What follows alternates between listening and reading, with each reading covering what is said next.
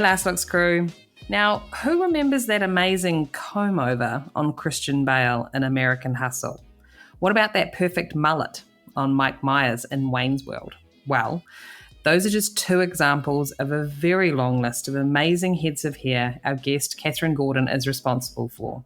Kathrine loves to be involved in a great character design, which is so obvious when you see her resume. Now, before we kick into that, I have some news to share that I find pretty exciting, and maybe you will too, either because you have already been in this position or maybe you would like to be one day. I got a few wonderful emails in my inbox this week. One was being invited to join the Academy and the other to join BAFTA. I feel very fortunate to find myself in this moment, and I look forward to learning more about their processes and what it's all about. I'll keep you guys posted. I also received a wonderful email from one of our Last Looks mentees. Her name's Roxanne. Roxanne is a makeup artist based in LA, and she reached out to me with an excellent idea. Roxanne wants to plan a get-together for all the other LA-based hair and makeup mentees, a class of 2023, if you will. I think it's a wonderful idea, and I hope all you LA-based mentees can make it. What a great way to create a sense of community, right? I've been so stoked with all the wonderful messages I've received in regards to our first Last Looks mentoring adventure. And because of all that positive feedback, it looks like we'll have to make it an annual event. If you missed it back in January, let me catch you up. You're like, what the fuck is she talking about? Well, I reached out to some of my past guests on the podcast and asked if they would be interested in taking on a mentee. I ended up with 21 mentors. So then I opened it up to the world of Instagram for hair and makeup artists to apply. All they had to do was create a post, explain why they wanted to be mentored, and tag us. Now, I was worried I wouldn't get enough applicants for all the mentors I had lined up, and boy, was I so wrong.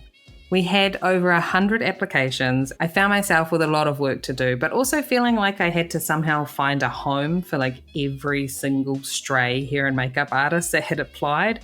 So to help me feel a little better, I reached back out to our mentors to see if anyone had the bandwidth to be able to take on a second mentee. I mean, just mentoring one person is a massive ask, especially when you're on a job. So luckily for our applicants, quite a few of the mentors agreed. Yay!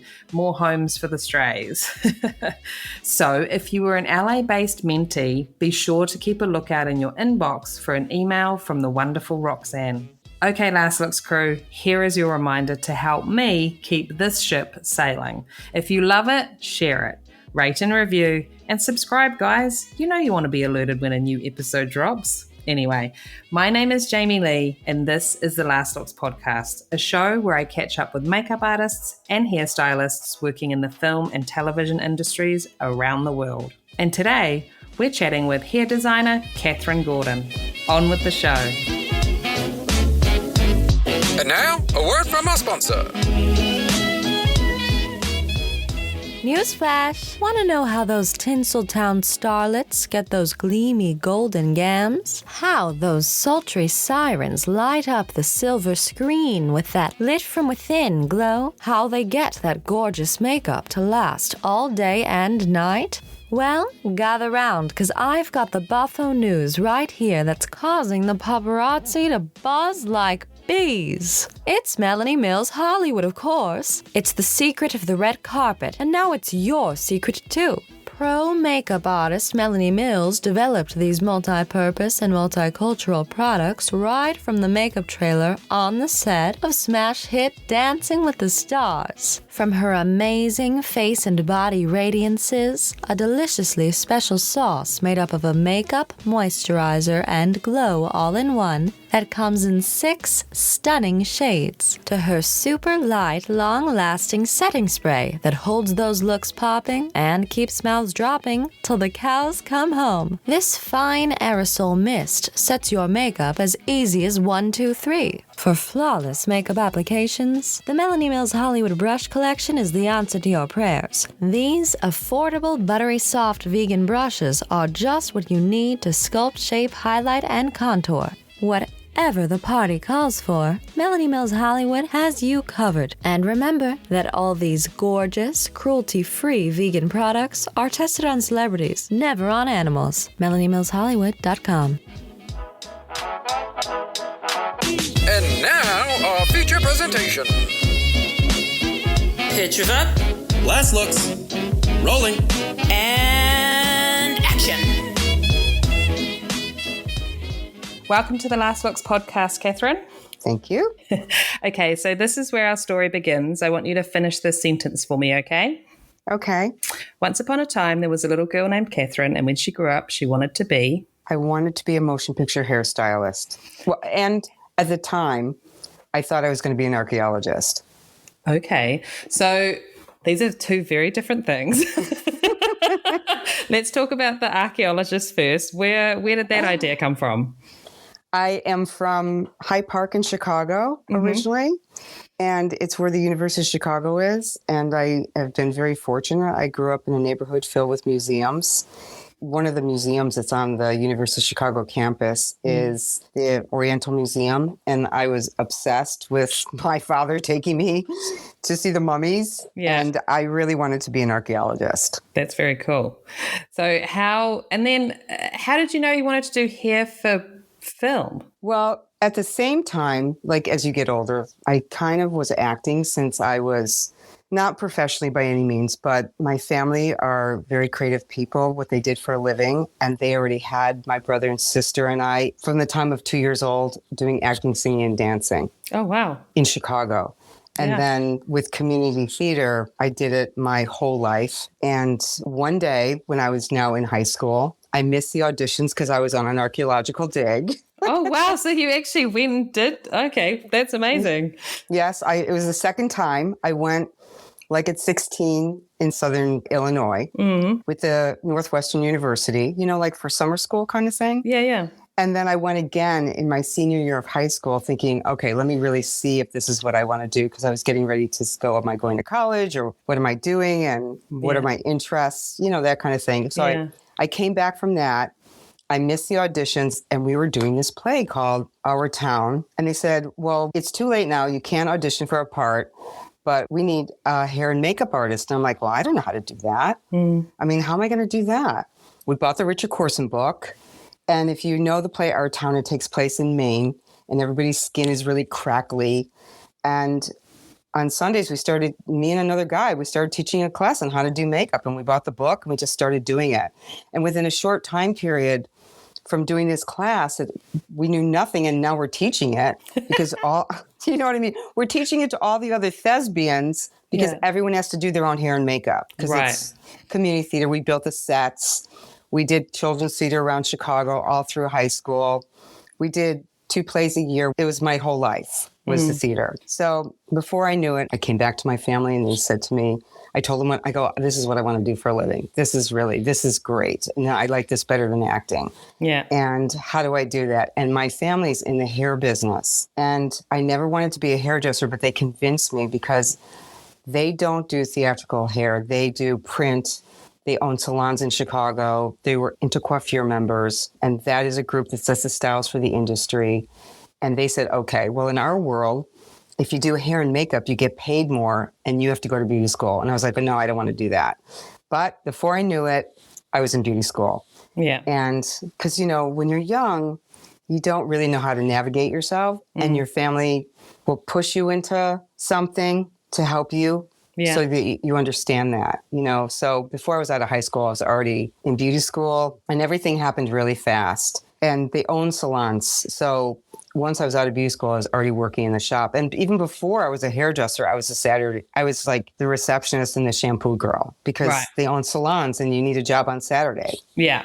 So you'd been around it already. Did you go to them saying that you wanted to do makeup and hair, or you knew that you wanted to separate it and just do the hair side? No, I really wanted to be a makeup artist. I really was fascinated by all the monsters, but also at the same time, right when all this was happening, there's a school in Chicago called the Goodman School. And Goodman is a very well-known theater company in Chicago. Yeah. And the woman who ran the hair and makeup department, I contacted her.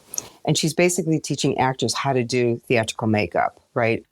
Yeah. And so I met with her privately when all this was happening. So while I was in school and I was just a beginner as an assistant in the shop, I was already doing theatrical hair in the small theaters in Chicago, like the cuts and, the not really wigs. And I was starting to learn about wigs, and I didn't really understand it at the time. So I spent a good 3-4 years doing all the theater companies in Chicago. And then I finally found a place to learn about wigs, and I left and went to San Francisco Opera and went back to school. Oh, right. To be a wig maker. Oh, wow. And they have a hair and makeup wig making program. It took like 2 years to find it because in the United States, it's not like Europe. And you don't really understand how you can really learn this end of the business. Like I knew I was going to do this end of the business, but I didn't understand how you get there. Yeah, it seems to be weirdly hidden behind some type of curtain. I think it's opening up more now, definitely. But I imagine back then it was kind of like the amount of research and steps you would have had to take to find what to even do. Yes. And even after I had to apply for school at San Francisco Opera. So I went and I met them and talk about their program. Because by this time I was already a working gal by 4 years. And I was like, okay, what am I getting myself into? Yeah. And the only other place that you could go at the time was the University, I think of Cincinnati. And they actually have a 4-year program. The problem is with their school is that you really don't want to be a wig maker until you become a hairdresser. And you really want to be an advanced hairdresser so that you understand how hair grows. Because otherwise, as you know, because you do hair, it's not just making like even the facial hair. It's understanding how it's put in there and what is your final look going to be before you get that wig made. Yeah. And the best wig makers, when people ask me that, I say, to me, the best wig makers are the ones that are already hairdressers, and then they go into it. Instead of sometimes it doesn't even happen the other way around.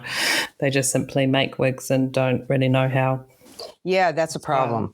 Yes. Yeah. That's so cool so how long were you doing the wig making for? Well, the school at the time was a full-time program of about 9 months, and you had to build like over 100 wigs. Oh, far out. And while you were in school, the very first day we started with facial hair, and they started you with like, okay, we're going to teach you how to make a sideburn. And now we're going to teach you how to make a mustache. And we're going to teach you how to make patterns. And, they started you from scratch. But while we're in school, because we actually were in the opera house where the school, it was only 12 of us. Yeah.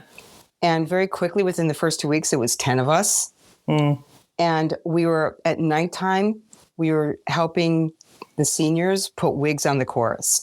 So we were already starting to learn how you put wigs on and learning, and we're watching also the staff that actually works there, and they're dressing the wigs. So you're learning all this at the same time, but all day long we are making pieces. And then at nighttime, as we got a little more proficient at the whole thing, there were other companies. Back then it was Judy and Paul in San Francisco, which was they ran like quite a number of opera companies around the United States.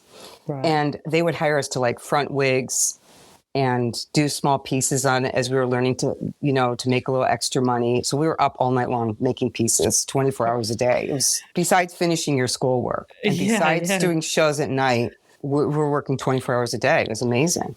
So you're just all things hair and wigs, just all the time. Yeah. And then after that, after the school, which was like a year, they started to place us with different opera companies around the whole country, like maybe Alaska or Santa Fe at the time was massive. And I didn't really know where to go. And I was like, I was only 21. So I was really still in that quandary going, okay, is this what I'm going to do? How do I go to my next step? Yeah. And I ended up getting a job at what they call Western Opera, which was outside of the Met. It's a young touring company. I did hair, makeup, and I built the show. So, and then I took it on the road. So I had like 15 singers. I could design anything I wanted. So we did Madame Butterfly 1 year, and then I did Rigoletto the next year. And I could design anything I wanted. And I did the makeup, I did the hair, and we did bus and truck tours across the United States. Oh, wow. That's awesome. Because I was going to say, like, while you're in school learning the wig making, did you still have your eye on your original idea of just like, I want to do this for film? At the time, I was so young. I just didn't understand the next process. Yeah. And you knew you wanted to be in that world and you were working it out. yeah, I couldn't figure out, like, even though my family is very well connected in the hair business, they have no connections whatsoever in what we do for a living. There was nobody to ask. And also, when you ask people who were in the business, if you even got a chance to talk to them, they would not tell you anything. They kept it a huge secret. And so it was a challenging time to figure out the next step. And why I was at San Francisco in between this job of traveling, I also worked for another company in San Francisco that did all these no-collar plates. But because I had already worked in the shop, I was a crackerjack hair cutter. So they wanted all these 1930s haircuts. At that point, even though I'm learning still period hair, I could look at a picture and I could cut anything. And I'd just go over there and just do, like, right before they'd have a show, it was called Berkeley Rep. And they still they're still around, and they still do all 1930s no-collar plays. I just go cut all the guys' hair, and there's, like, quite a number of operas, and you could always find work. That's awesome. So traveling around the States for a couple of years doing that. Yes. Wow. And then one day, when the production was over, I said, oh my God, I had already been working in the shop. And I was like, okay, I'm 22 years old. There's no way I can make a living doing this for a living because it's barely any pay. Yeah. I'm moving to New York. And I packed up my stuff. I stopped in Chicago. On one of the tours I had already gone. I was young. I already had talked to the union in New York. Oh, yeah. And I wasn't union there. And I said, hi, I'm moving here. And this is what I want to do. And how do I do that? And they said, well, we can't hire you because you're not in the union. So I said, okay, but I'll be back. And then I put my name on the registry once I actually officially moved there. Yeah. And in between the snow, when no one could go to work, they would call me and I would go do that job. The union members couldn't get in from New Jersey or wherever they were coming from, and they would send me out. That's how I did it. And then I literally knocked on the Broadway show doors, and I would hand them the resume. And at the time, it was not union, and I didn't even know what to do. So I physically just would go knock on the doors, hand them my resume, and out of 25 resumes at the time, one person answered the resume.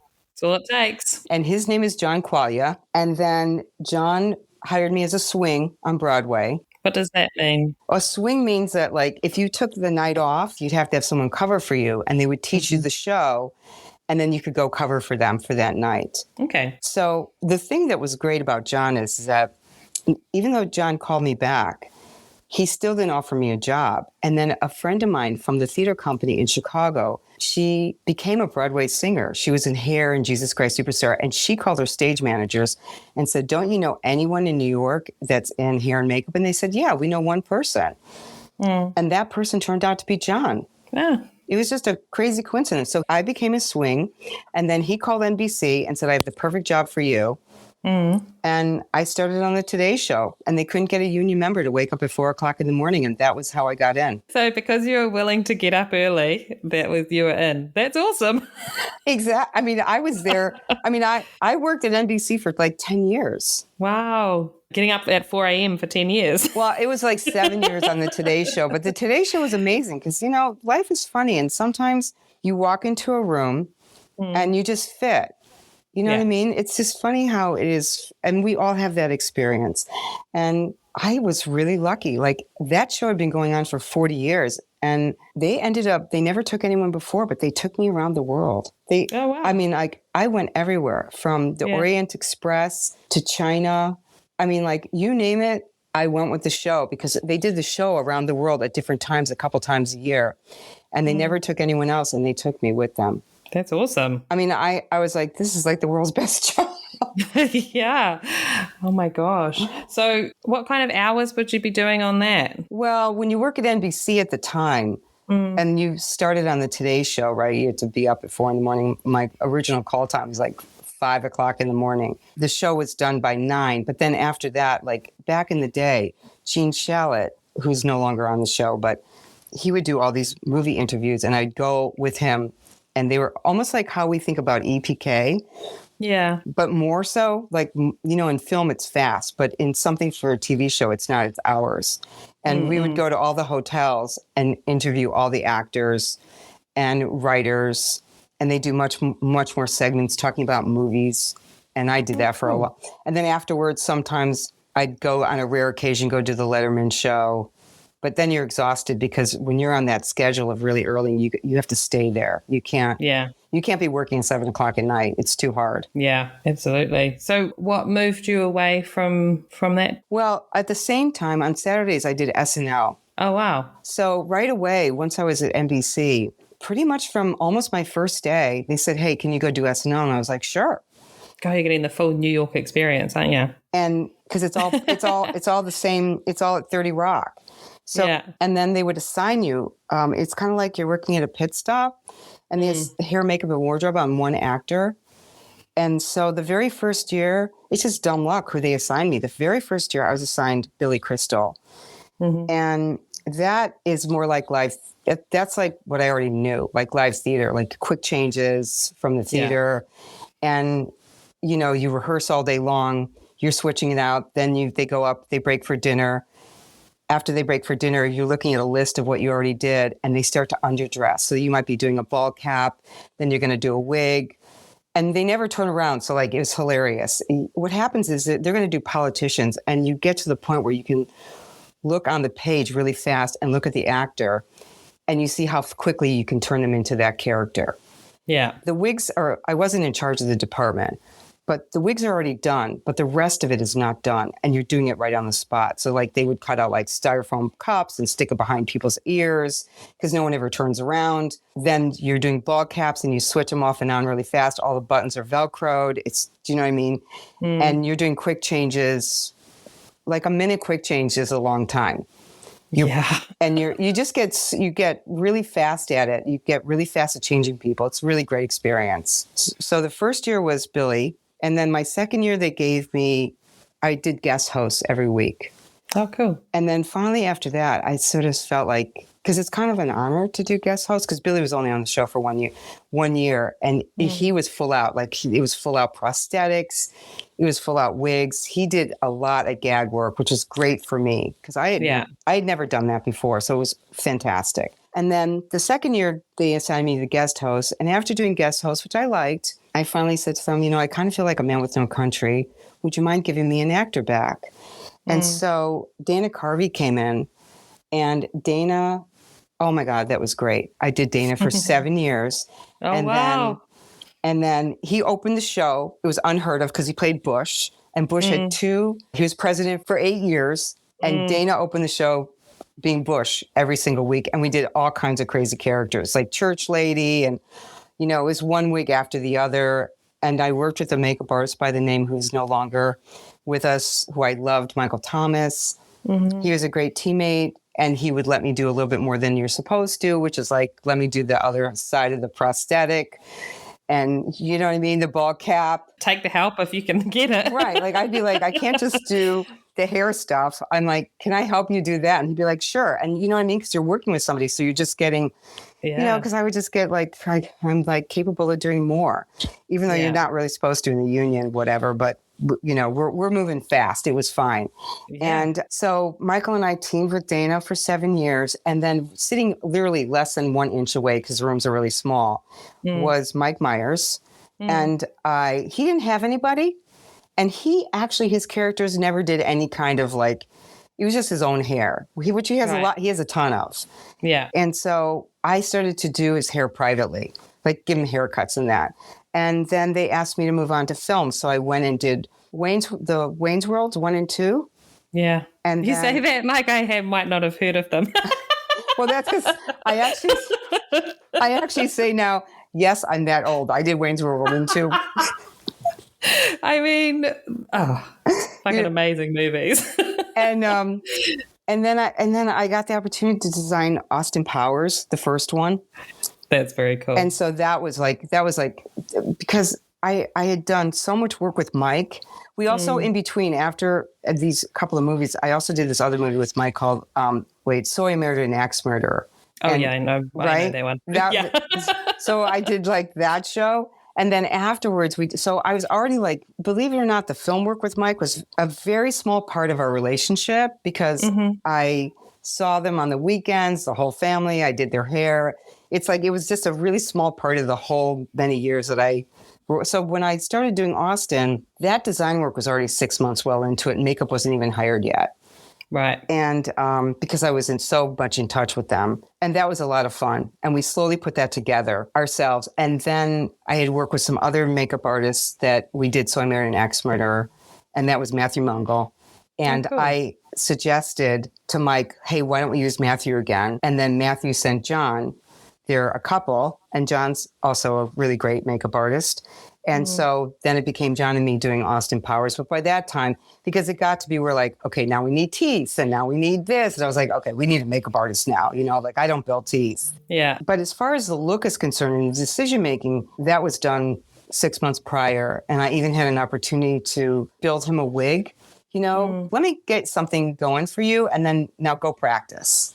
Because it was such a physical character way before we started that show. Yeah, I mean, that's awesome that he was able to work with you like that. Like, it would have been so helpful for him. Yeah, it was great. And we had opportunities like, just because I'm doing their hair, so we talked about things a lot. Do you know what I mean? About the character and I came up with I had boards and boards and boards of ideas, how we slowly came up with the hair character for it, and then getting his head shaved for Dr. Evil. It was not a ball cap because we had already so much experience in television with prosthetics that for film and keeping all that going and the physical aspect of that character, it was just too much. Like, it was never going to hold up. Even on SNL, those ball caps, we were putting them on and taking them off so fast, you couldn't even blink an eye. You were moving at such a speed. Yeah. But even if he's having to play the two characters within one day, it's just like, taking off a bald cap to then put on a wig or vice versa would have been a nightmare. So, yeah,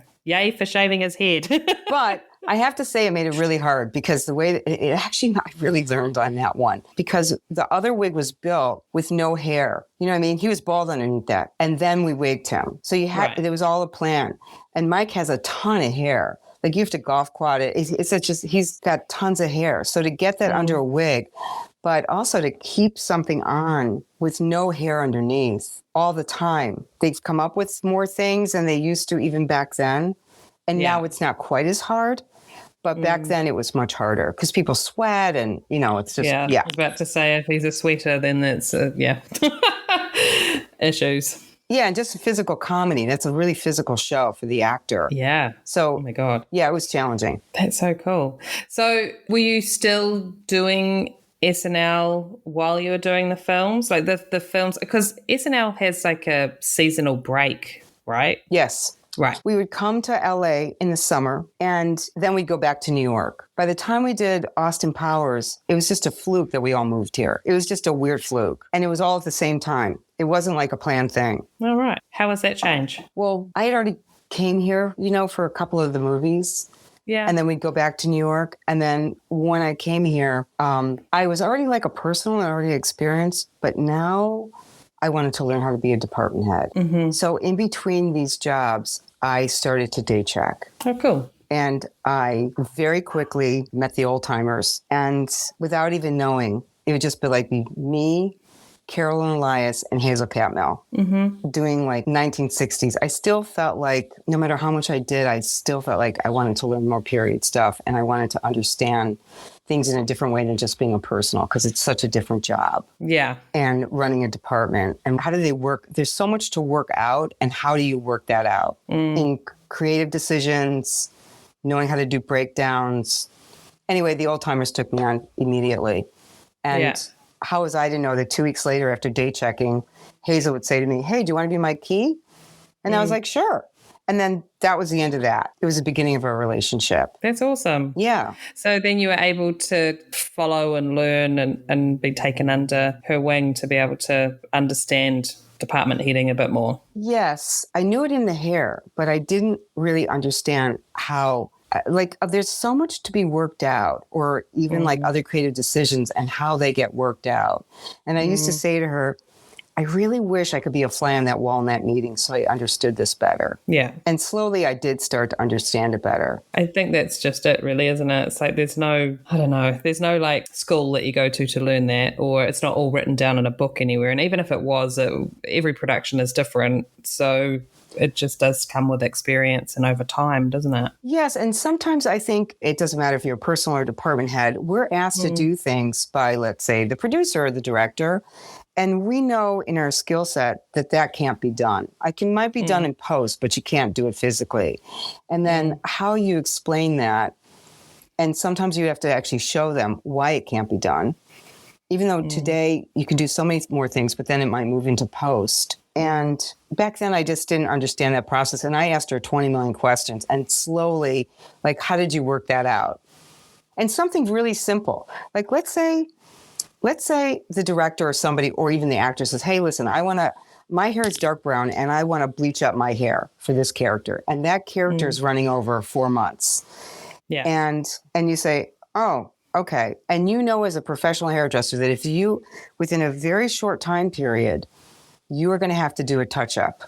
And if you keep overlapping that bleach, how are you going to get through 3 or 4 months of shooting without that hair breaking off? I don't care who does it. And how do you explain that, even if you're trying to explain it, and that you go, okay, now maybe we shouldn't do that. Or let's leave a root there, because then when we go touch it up, we can paint the root back in and you don't have to have it done quite as often. Yeah, it gives you some wiggle room, doesn't it? Yeah, yes. Or maybe this is not a good idea to do in your hair and maybe we should build you a wig.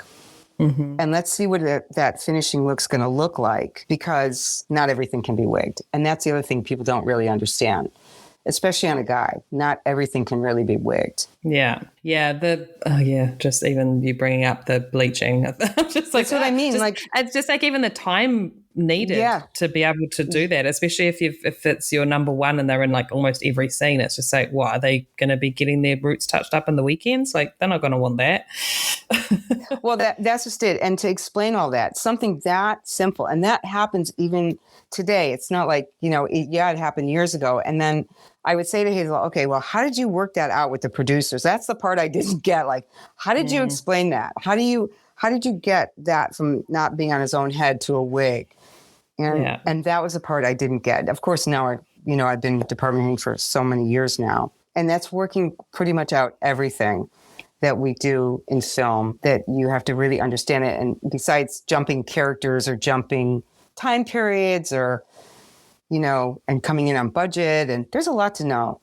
Yeah. I think too that having your experience of working in the salon and understanding a consultation, yes, and knowing how to communicate that way, I think it comes in so handy when you are speaking to producers who maybe just really don't even know the first thing about hair, or trying to grasp what a director is wanting when maybe they're not so good with their words. that whole consultation way of communicating really comes in handy, because I think you just, when you're in the salon, you're constantly trying to understand what someone's wanting and get that, what the vision is in their head, into yours, so you're on the same page, so you can give them what they're wanting.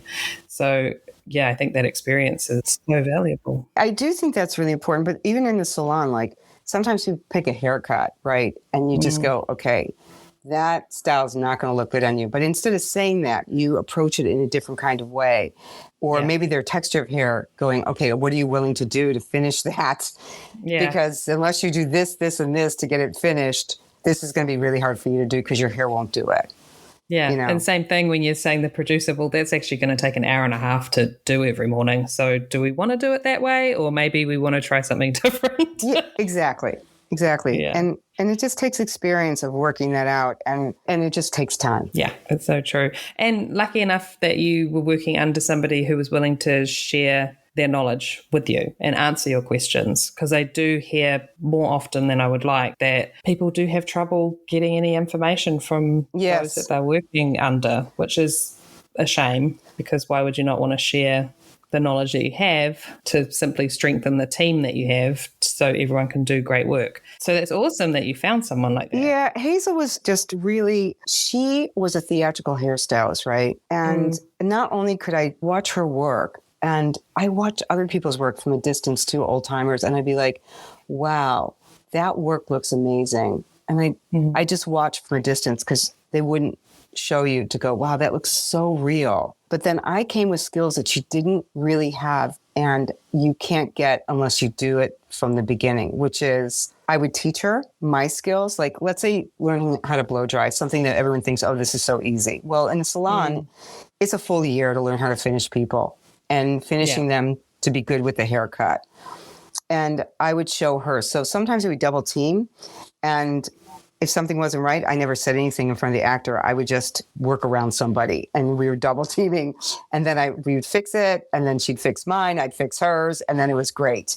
And slowly she learned how to round brush, and it was done in a way that she felt confident. But to be really fast, you got to go to a salon to learn how to do it. That's the thing people don't realize. You really have to have your time in every place to feel confident. Yeah, it's the repetition. It's the different heads of hair coming through time and over and over and over. Yes. And the same with the wigs. I mean, one time it's not going to show you how to do it. It's every wig, no matter what, it's got its very own life. That's how I look at it. Yeah. I just finished working with one that I thought I could conquer it, and I still hate it. That relationship was not, I had two, and one of them I just couldn't. I was just like, oh, I hate this wig. And the other one, I was just like, oh no, we're getting on. It's okay. And they were meant to be the same, but they just were not. Oh, and it's just so funny, that relationship. I was just like, I hate that fucking wig.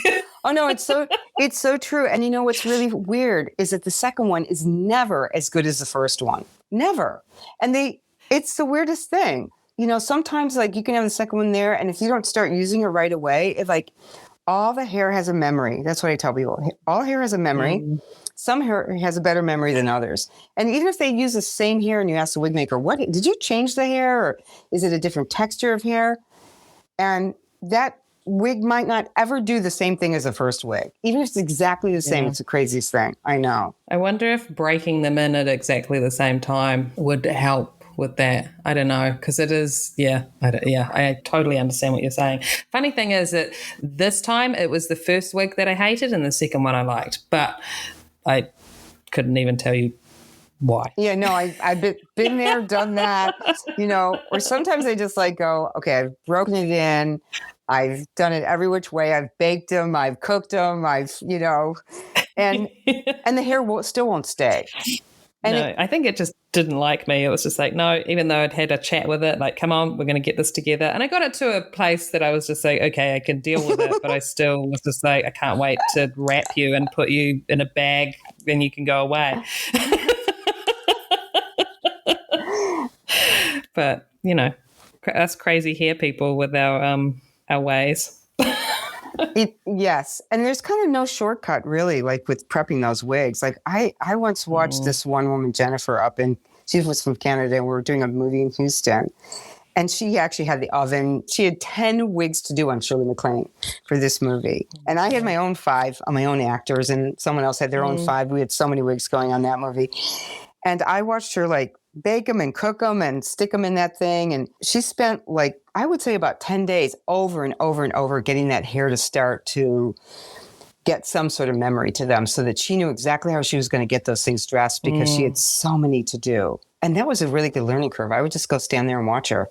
And she never said no. And I just kind of watched people, because no matter how much you learn, you know, no matter how much you've already learned, there's always something more to learn. Absolutely. I mean, what is something you think that you have learned recently that was pretty exciting? I think to answer that question is that no matter how much experience I have, there is always something that has come up in my next job that I might have never done before. Yeah. Even though I've done so many different things and crazy stuff with hair.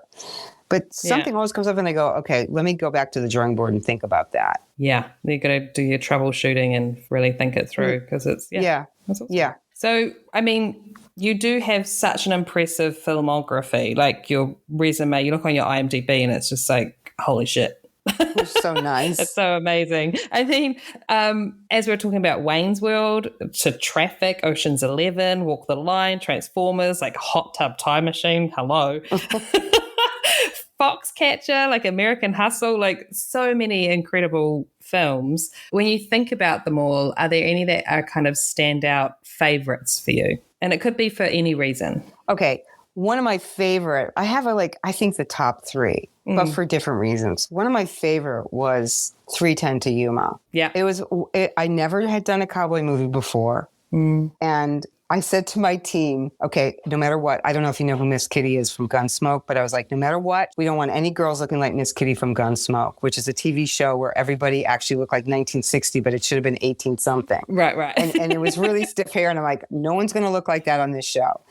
And then the other thing I loved about, so we wigged the first 17 guys every morning, and that we met all these stunt guys on that show became actors because they were specialists for horses. And we changed everybody. And you know how it is. Like, people come in and we make them, when you're doing a show like that, honestly, the guys get cuter and cuter because we dirty them up. We give them longer hair. We give them facial hair. And before you know it, that one guy who didn't look so cute all of a sudden looks like a stud muffin because we make them look like that. Yeah. Is there something about the breakdown of I don't know. So we prepped and we colored all these wigs to get them to, some we used their own fronts, some we didn't. I got all these lace wigs. We cut and colored 1 million of them. And from that show, that was just the beginning of the day. But one of the things I loved about that show, oh my God, it was so great, is that I'm a huge, huge fan since the time I was a little girl of John Steinbeck. And I dreamt about doing Cannery Row. Like, I knew I was never going to get. And I'm not from California, so I'd read those books. And he always described the Golden Hills of California. And in that movie is a scene where we're going to make a Chinese camp, because that is what Cannery Row is about. It's all part of like the turn of the century when the Chinese people came over and they were the workers and they made the railroads. And I said, oh my God, this is my Cannery Row. This is my dream. We're going to do one scene. Yeah. So we got to do this one scene, and the set dressing was just how I imagined it. It was so spectacular. And they made it look like a Chinese mining camp. And we took all these people, and I taught all my team. We got all these Godiva wigs because we had to turn them into, like 1910 Chinese people working in the mining camp.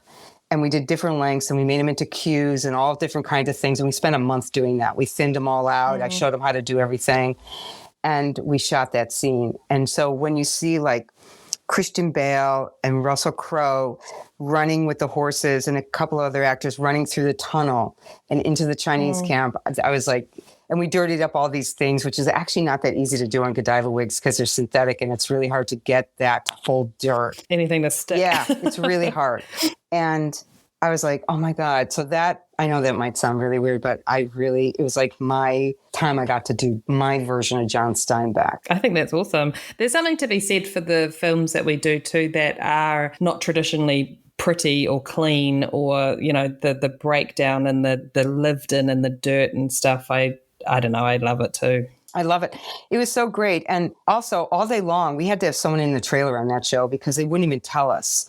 And they would send somebody back, and we were switching their wigs out all day long. All of a sudden, I'd be on set, and I'd be like, wait a minute, he didn't have that wig on before. And we were changing people out all day long. So we rotated on that. So someone always had to be in the trailer, so if they changed their clothes, we changed their wigs. Oh, because they were recycling people. Yes, all day long. And it was just constant rotation. Yeah, obviously it's just, it was like, okay, no problem, I get it. Without even telling, you know how it is. They don't tell you. They don't do it over the walkie. It's never that organized. Yeah. No, of course not. And what are your other two? Well, I loved Walk the Line. That was a really hard movie to do. We had 37 actors in the trailer, principal actors. We had 500 on set, and we had 50 people in the background getting cut all day long, every day for that whole movie. And those day players, not one person was cast with the right hair color, honestly. And I know as a hairdresser, you would understand what I mean. But like, let's say someone had that brown hair, right? We had 87 actors that were not ever cast. And you are now making a serious salon. a trailer for just coloring hair. And it was not easy hair color. It was like, you got to fill it. You got to put the next color on it. Just that alone for that number of actors. And then the continuity of that is massive. And also all the different periods that we jumped in that movie for all the different characters. Yeah. Yeah, I'm really proud of that work. I really am so proud of that work. It sounds like a lot. And oh my God, every time someone's cast and they've got a completely different hair color, you must have just been like, really? I got so used to it by that time, but we literally had to make one trailer, just the color trailer. And then some of those colors weren't coming out. And I'd be like, okay, send them back and use this formula and they'll be perfect. And I'd look and go, no, not right. Okay, this go. I just make the formula up myself and go, okay, go do that and don't do anything else, so that you get your team needs to listen to you. Was it one of those things that it's just like, did you have certain characters that you would just let it slide because you're like, a very small percentage of the world knows what this person looks like? Or through your research, you kind of tried to stay true to anyone you could? I had already worked with James Mangold and Kathy Conrad. James Mangold was a director. I did my first movie with them was Girl Interrupted. And I did 3 Ten to Humor with them. This was their movie, and they did know. And no, you had to do it. You had to do it. Yeah. And also because we really were taking like all those people are real people. And when you're doing real people, you might not be doing prosthetics, but you are definitely matching their hair. Right. And not necessarily in all the hairstyles, not all the hairstyles, but some of them. And then other ones, as they jump periods, you're coming up with new styles within that period. It doesn't mean you're matching. Not everything is pulled from, because people in real life do not change their hair this much. In film, they do. No. Not in real life, no. Yeah. And I think that people kind of get to a certain age too, and they kind of stick with something for quite a while.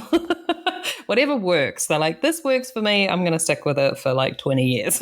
Or when they felt, I'm pretty convinced it's when people feel that they look their best. Yeah. Like when I was a little girl and I used to take the bus, I used to see these old people and they'd have like finger waves in their hair. But finger waves, it's like 50, 60 years before. And I realized that it's not that they didn't move on time. It just might be that when their hair was in finger waves when they were young, that's when they felt they looked their best. Yeah. And they still see themselves in that way. Yeah. So starting to understand it. Yeah. Yeah. I'd be like, wow, that happened 60 years or 80 years before, but no, they still have it. Yeah. I have had bangs like forever and recently tried to grow them out and was reminded once again of why I don't try and grow them out. And was just like, yeah, it's just going to be bangs forever. That's it. Just deal with it. Exactly. Like, where my hair does not like to do bangs, forget it. It's too textured. Well, there you go. And what was the third film? Well, I'm pretty proud of American Hustle. Mm-hmm. I think the hardest thing on American Hustle, it was really fun to do. First off, it was really fun to do Amy's hair because I did 20 million styles on her. And one of the things I loved working about with Amy was that Amy has a real keen understanding of her hair and what hair really does. So if I said to Amy, listen, we can't go backwards on your hair. When I say backwards, I mean like we can't curl it that much and then go back to that one and go back to that one within the same day because your hair won't do it. And hair does not do that. It says, nope, I'm tired. Nope, done. And so it was really easy to have a conversation with Amy because she comes from the theater world. And in theater world, a lot of actors for so many years before they get us, they do their own. So when I would talk to her like this, she understood. It wasn't like a foreign language. And so very quickly, we had a really good, what's the word for it? Well, we could communicate really well because we both knew what her hair was going to do. I think the hardest thing I've ever done was that comb over for Christian because it's not a prosthetic. It is an actual haircut. And yeah, I will just say I'm so happy you did that. I remember seeing it because big Christian Bale fan, like have been watching him forever. And then just to visually see him like that, I was like, oh, fuck, this is awesome. So I'm so glad you guys went for it. Well, it was so funny because it's not easy, working with David and he doesn't have an actual conversation. He's all over the place. As a person, a director. And at one point I said to David, are you sure you want this comb over? Before we even cut it, right? And I had already, technically, I might never have done anything, but I did I went back and I had a bunch of research about this. It's not like I just did it, but I did it on a mannequin and very quickly realized that you could never achieve anything like that on a mannequin because it's punched in hair. And there's no way you can figure it out. And the only way to figure it out is actually on somebody. And there's no going back. So it's not like you're doing that without nerves. And then we were going to shoot it like 2 days later. And what were you going to do if it didn't work out? I mean, there was a lot of pressure to it. Fortunately, the gods were with me. And the only people in the trailer were me and Christian for 2 days. And because I've learned sometimes you just need to you need concentration and you don't want anyone else in that room and you want to focus. And I'd already done it and I showed Christian all kinds of things. And I had already done something on Foxcatcher that we did on another actor. And I explained everything to Christian. Like, Christian, the reason why it didn't work in your last movie when you had whoever did that job on The Crown is because it wasn't done, because hair does not grow like that. So it doesn't look real. So we slowly did it over 2 days. And then it was in the script that it was going to open up. Like he was going to I asked David, I go, well, what does that mean it's going to open up? Like Bradley Cooper's character was going to put his hands through it, it's going to open up the comb over. And you know how we are. We have to have a backstory. So I said to David, why does it open up? Does the wind blow? What happens? Like, why? Like, what are you going to do? Like, nothing's in the script. So when he opened it, it was very complicated to cut that. Like, you couldn't really make it like thinner like you think you can. Even if however you're shaving it and doing it really slow. It took 2 days to do that. You can't. It has to do with the way the hair grows. You can't have that much hair per square inch to make something look thinner. It has to be from the root to make it look thinner. I mean, you can punch that. You can punch it. Or you can punch it into ball cap, but you can't do it on someone's real thing. And you have to understand how hair grows. So at one point when they weren't looking, I had to go back and explain myself, because when they were not looking and they were shooting something else, I got this crazy idea. I sent someone back to the trailer because I was thinking, okay, we're going to open this up. Go back to the trailer and go get me some crepe wool. I'm thinking, I'm still designing this, right? So we had done the whole thing. We've already figured out the whole thing with the comb over and everything. And then one of my girls went back to the trailer for me. And when they weren't looking, I stuffed it in there and I just sat and looked at it. And you were never going to tell it was in there. And it wasn't the day it was going to open up. I was still working out the creative ideas. And then after I sat, and even Christian didn't know, I didn't say one word. I just did it. And the next day I walked in and I said, okay, I've got a plan. But now we got to get David onto the same page because, he's the director. He's got to agree to it. And then what happened was they actually rewrote the whole opening. And then I thought Christian was watching me every day do it anyway, because his hair is naturally wavy. So all that stuff is all blown dry, and then you get it re-wet. And I came up with a whole backstory, and that's how David rewrote the whole opening. And Christian only did half of it because the rest of it was done by me. And by the time you did his hair on that particular day, when we shot it, I asked makeup, because makeup would put foundation on his scalp. And I said, today, if you don't mind, instead of him going from my chair halfway done, come and just put that on his head, because I'm going to finish the whole thing. And while he goes to makeup, I'm going to keep it where it's cooking. I call it cooking. It's got to simmer. And that way, once we opened it and Amy opened it over and over and over on camera, it would just plop right back in. It was done. Boom, boom, boom, boom, really fast. And the hair just went and did it. Yeah, because I simmered it. It's easy to talk about hair like you're cooking. Just simmer it and it's going to all work. Mold it, sculpt it, simmer it for a little bit, and it's going to stay. And then when you open it, it will work over and over and over. And that's how we did it. That's awesome. So good that he likes to lean into that stuff as well, like to actually have that done to him. Oh my God. In real life, he looks so crazy, you wouldn't believe it. Like to make a comb over, like if the comb over part was like down to his shoulders, and then he wore a hat. It's because of him. My best actors are the ones in the end that take my suggestions, because they're really into their characters. Because at the end of the day, all we're going to do is cut it off and it'll grow back. And that, that's what we did. But really and truly, I've been very fortunate. And he is a great actor. I mean, he's totally into like prosthetics and just all kinds of crazy stuff to get into that character. And it's really because he had to agree to it. And he's the one who agreed. When I said to him before we even started the comb over, listen, I think David doesn't want this comb over. He said to me, oh, no. There's no way. I just gained 30 pounds and we're doing that comb over. I said, are you sure? He said, yes, we're doing that comb over no matter what. So he's the one. And then when I explained about the crepe wool and the backstory and who I thought that character was, I said, listen, the character is a shyster. He's a shyster. And that's who that character is. He would have completely in his career walked into a novel shop and looked at other characters for other reasons. It would have just made total sense of who this guy is. And he said to me, how are you going to keep that on my head? And I said to him, what do you mean? We're going to just use spirit gum. That's it. You just it's been around for 150 years or even more. They might have even used it to make mummies of some sort. You know what I mean?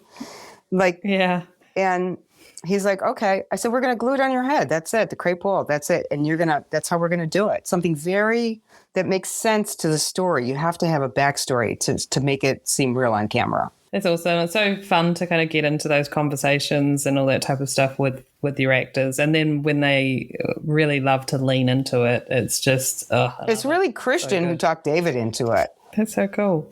So coming up through... Like, I guess when you were starting, whether it was in the salon or whether it was at beauty school or learning to make wigs, was there ever a piece of advice that has kind of been given to you that has stuck with you all this time? Yeah, Hazel said something to me that I do repeat. I do repeat it. Yes, I've never forgotten it from the moment she told me this. She said to me, Kathrine, I just want you to remember one thing. Just remember this. One day you're in the trailer, and the next day you're in the tent. And don't forget it. And I think that was such amazing advice and understanding of this business. And basically it sums it up that no matter what we do, every project is a new project. And some projects we win awards, some we don't. You might deserve it, you might not. But the reality is you cannot have a big ego. You're only as good as the last 10 seconds on your movie. And there's nothing wrong with doing background. There's nothing wrong with being in the trailer, and we go back and forth. And it's kind of saying, keep your ego in check. And I wish more people would do that. Yeah, I mean, everybody's doing the work to get the same outcome. Like, it's all going on camera and it all needs to be done to make the whole thing work. Like, one section doesn't do it and everything falls apart. So everyone is so important to make it all happen. Yes, and even if you do win an award, it's not even an award. I mean, I never even set out to do anything like that. I just really love to create characters. I think it's a bit dangerous if you were to be setting out to... But there are people who do. But really, it's just like do like your best work, really keeping people's egos out of it and just focusing on that script and just do your best work. Yeah. And the universe brings you something else. And, even to this day, like sometimes I really love just doing the background because you can just create all this really great hair and you're not under any pressure. You're not running the department. You're just creating that hair. And that's a whole different mindset. And you just you're making each of those people look their best for that period or whatever you're doing. And it's great. I love what we do. What do you find most rewarding about our line of work? Creating characters. Yeah. I don't know. I love it. And coming up, that was all part of like American Hustle, like coming up with that crazy backstory, because really and truly the things that make me laugh, like my sense of humor, is all the crazy stuff that real people do. And real people do crazy stuff. Well, yeah, I mean, you can just be standing in the line at the supermarket and be standing behind someone going, what is happening here? Like, what have they done? It's like trying to work out Trump's here. You're just like, what is going on here? Exactly. And as a matter of fact, on American Hustle, they did, before I got, they did do some Photoshops before I had the job. And the shape of that hair was Trump. And I was really secretly, I was really against it because one, nobody ever looked like that. That's like an iconic hairdo. And it's almost like going, okay, everyone's going to look in that hairdo. No, Christian had to look like what he had to look like in the 70s. Like his version of, Yes, not you take a hairdo like Trump and go stick it on his head. And I was like, oh God, no. Yeah. And so what do you find most challenging in our line of work? I think running the department and dealing with lately a lot of human resources within people. Mm-hmm, yeah. I think that in the United States, at least, it's different than like you're from Australia, right? New Zealand. Or people in London. In those countries, there is a system to how we get to where we get to within our business. And in the US, there's no system. And because there's no system, it makes trying to work in a group effort very difficult. And I think that's the most challenging. Besides all what's happened in the last 5 years within the world, between COVID, between just everything, and not having a system within our job category. There is no system here. And you mean like having trainees and juniors and people working their way up and learning and working under people and being educated? Yes, and all I think. Yes, I think.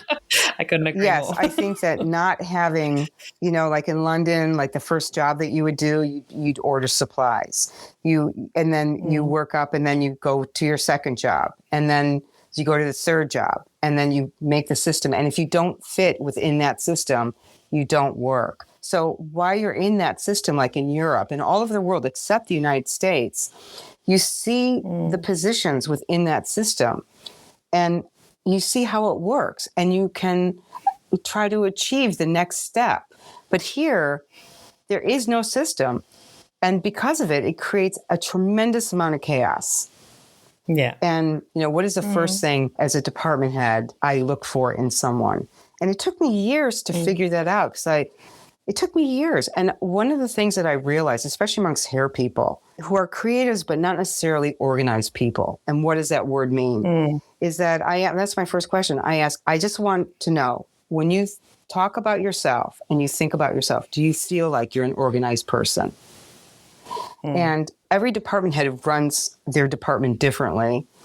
And if I'm getting someone who is not an organized person and they're working 1 foot from me, it is more chaos than you could possibly imagine. There's so much organizational stuff to be able to move quickly, to also be proficient and get everything up on camera, ordering stuff. And there's just no routine here in the United States. And that's the biggest problem. Yeah, it's having initiative, thinking forward about what's coming up next. It's, So do you feel naturally that you are an organized person? I think that I trained myself to be extremely organized. Yeah. I don't know if I originally started that, but with the more and more and more responsibility, and to take away some of the stress of all the responsibility, I realized that the only way to achieve that is to be crazy organized and simple. That old saying, keep it simple, stupid, really applies in how you do all the work. And trying to get people to do their job is very challenging. And one of the reasons why is, I think in Europe, it's not about getting into the union. And it never was really about with me either. It was really that I wanted to get more qualified first. My family are teachers and of hair, besides the salon, besides Intercoiffure. And they were always they taught so much. And it was really about education. And it still is. Like, that's the whole theory behind Intercoiffure salons. It's about educating constantly. And the rest will come. The rest just comes. Because going back to just trying to get people to do their job, I think too, it just so simply could be said that they don't actually understand what their role is. That is true. To be able to do it. And also, if you're in a position like in Europe, right, and you're in hair and makeup, you see the different levels that you're going to climb to get to that, eventually your dream, if that's what you choose to do, to be the department head. Not everybody chooses to do that, but you still have to fit within that system. Difficult. Yeah. I think what I found quite interesting, because I'm always kind of trying to put it into people's minds, that the end goal isn't always being a head of department, because everyone is not built to be that. Not everyone is built to be a key. Not everyone is built for, different positions. It's just you have different strengths and interests, and some people don't want to be taking work home on the weekends and whatever. But when I did like a mentorship program through the podcast and had all the people that were applying answer a few questions. And one of them was, where do you see yourself in 5 years? And I love the ambition that a very high percentage of them wanted to be running departments, but I was also incredibly concerned that they didn't really, I don't think they were at a position where they didn't understand what that meant. Exactly. So it's just like, it's not, I don't think that has to be the goal. I just focus on being, the best that you can be in your line of work and with your craft, and stop maybe just trying to be the boss, because it's not necessarily everything you dreamed it would be. Well, exactly. It's like they don't really know the job. Yeah. Okay, Kathrine, so if I had you in the trailer, you're set up at your station, you've got all your bits and pieces. If I was to come in and take away one tool or product from you, what would stress you out? What do you love to work with every day that you wouldn't want to be without? I can't be without even though sometimes I don't even use brushes, but I need my round brushes. Yeah. I need my blow dryer. Do you have a favorite blow dryer? I just switched to one of the, I'm still testing to see if I like one of the new dryers. No, I'm kind of old fashioned. It just depends on what kind of hair I'm working with. If I want an anodized dryer or if I want a normal dryer, because it just depends, because that's helpful. If someone's got really textured hair, I want to anodize. If they don't have textured hair, I do not want an anodized dryer because it flattens the hair and I need body in the hair. So I use 2 different kinds of dryers. And then I like my flat iron. I can't think of the name of it. It's from Korea. I love that flat iron. And then I got a little one that they don't make anymore that makes me want to cry that I can't get another one. I'm like, don't touch my. I hate that. I'm just like, I said on my last job, I think the hairspray that I use, if they stop making it, I'd retire. I hate hairspray, but you have to use it. And the only one that I do use, and I cannot live without, I can't stand the smell of any of them. They all stink. Yeah. The only one I use is Shaper Plus, and they did stop making it at one point. They did? They did, and they repackaged it, and I actually emailed them and said, why would you take a formula that is so perfect? I told them, I'm in the film business. It's your number one seller. It was on the Wall Street Journal back in the 80s. They even have YouTube videos on that where they would blow dry the hair into a sculpture thing, and then you could just comb it out. I go, why would you redo that? And they actually put it back. Yeah. Every time I smell that, it takes me back to my salon. I can't stand the smell, but it's the only one that I've ever found that if I have to go back and forth on people, with different periods and stuff, I can comb right through it and move right into the next thing. And what one person would you like to hear on the podcast? Oh, goodness. I don't know. I think I've heard so many. Maybe somebody new. And there's a lot of people in Europe that, we're just beginning to know, in the academy, because we just don't know of their work and they've already been doing a body of work. And that would be really interesting to hear how they got into the business. Someone that's not necessarily from the United States would be great. Yeah, I do try and mix it up a bit. Yeah, I saw that. It's very interesting to hear people's stories, I think. Yeah, that's awesome. Well, thank you for sharing yours today, Kathrine. It's been awesome. Thank you. Thank you so much. Okay, Last Looks crew, thanks for listening. And remember, if you love it, share it. A quick scroll down and you'll find our show notes. Or maybe you'd like to give your support and leave a 5-star review. Go on, I know you want to. Search the Last Looks podcast on Instagram, Facebook, or TikTok, whichever one tickles your fancy. And a massive shout out to the husband, Brett Stanley. Without his patience and tech support, this whole podcast situation simply does not happen. And cheers to Liliana Rose for her fabulous voice acting talents. Okay, Last Looks crew, that's a wrap for me. I don't need to be told twice to get out of here, so bye. I'll catch you on the flip side.